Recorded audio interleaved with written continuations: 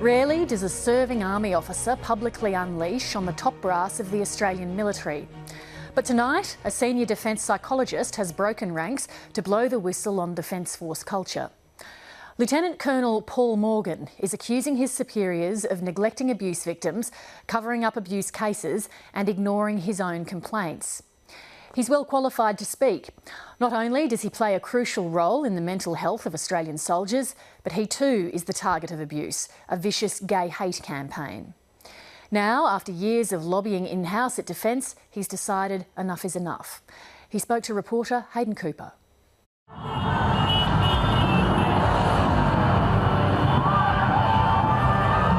It's the annual Mardi Gras parade in Sydney.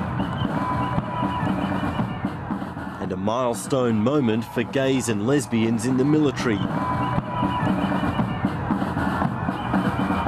They're marching in uniform for the first time.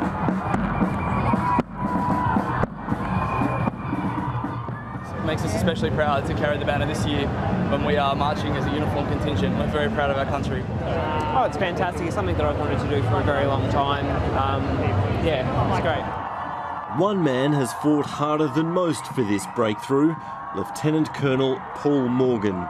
He's given the honour of leading the Army contingent. It's incredibly important.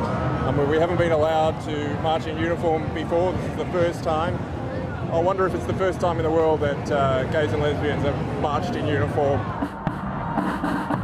Colonel Morgan is one of the most senior gay men in the Australian Defence Force. He's also a victim of abuse. For the first time tonight, he breaks ranks and breaks defence rules by agreeing to this interview. His message is blunt, compelling and damning of the Defence Force's handling of abuse cases.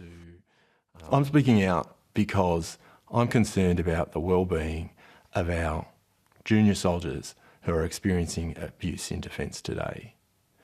If I, as a senior officer, can't get Army to do the right thing, they have absolutely no hope. All forms of abuse are neglected within defence, including sexual abuse victims. Over 16 years, Colonel Morgan has served all over the world, including Iraq and East Timor.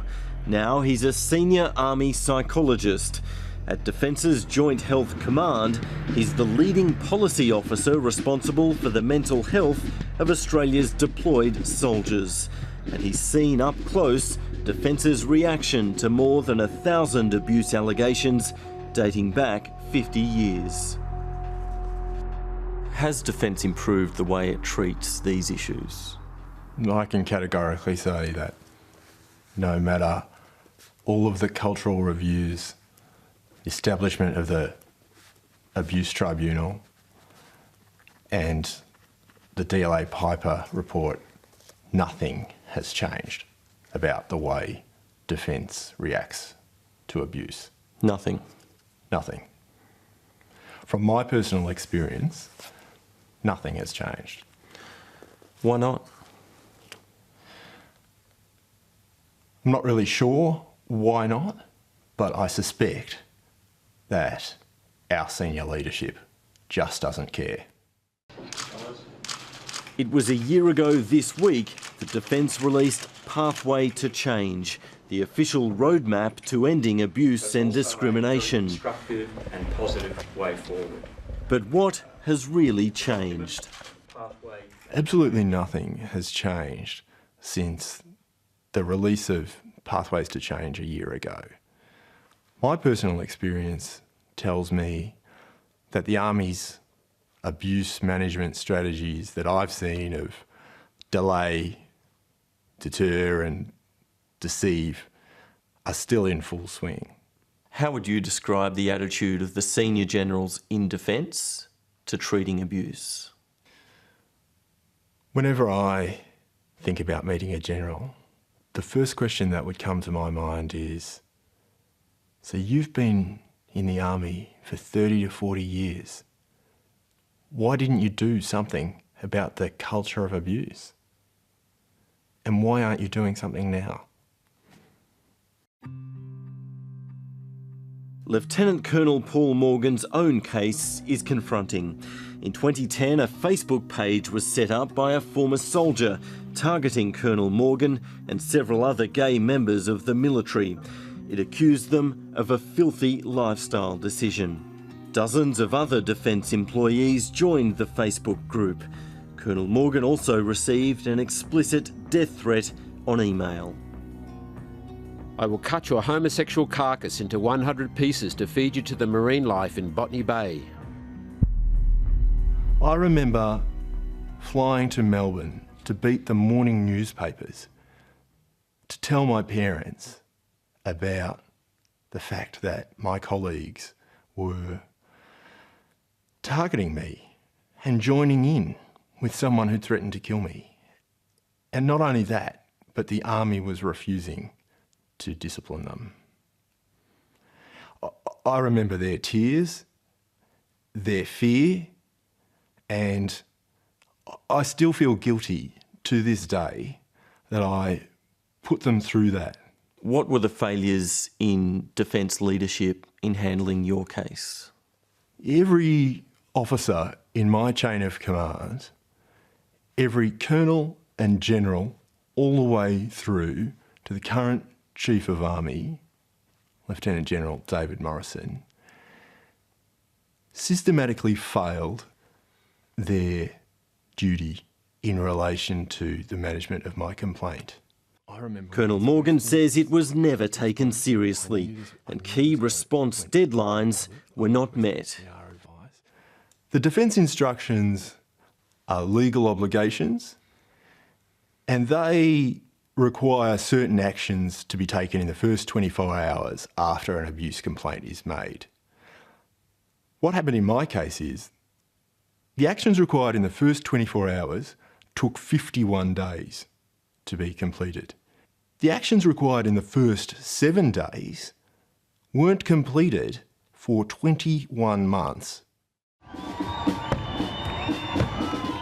Although a breakthrough, marching in last weekend's Mardi Gras was bittersweet for Colonel Morgan.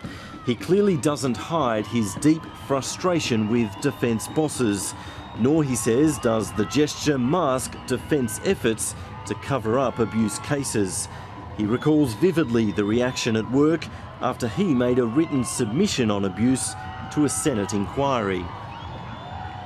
The day my submission to the Senate was published, I was hauled in by a 2-star officer for an unscheduled interview and hauled over the coals.